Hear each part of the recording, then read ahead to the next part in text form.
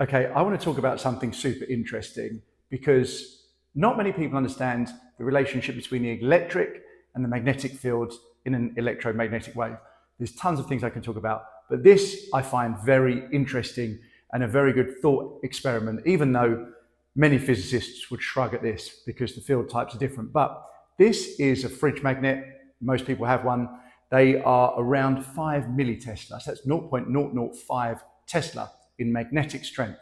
Now, if you do the calculation, which is very simple, to work out the electric field compared to the magnetic field, it's E, which is electric field, B, the magnetic field times the speed of light.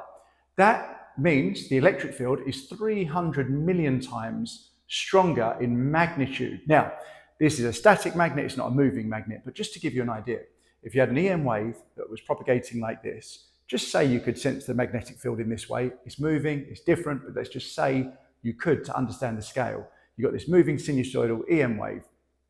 The reason why everybody talks about the electric component rather than the magnetic component is because if the B field, the magnetic field, was at 0.005 Tesla, which is 5 millitesla, the electric field would be 300 million times that, which is 1.5 million volts per meter.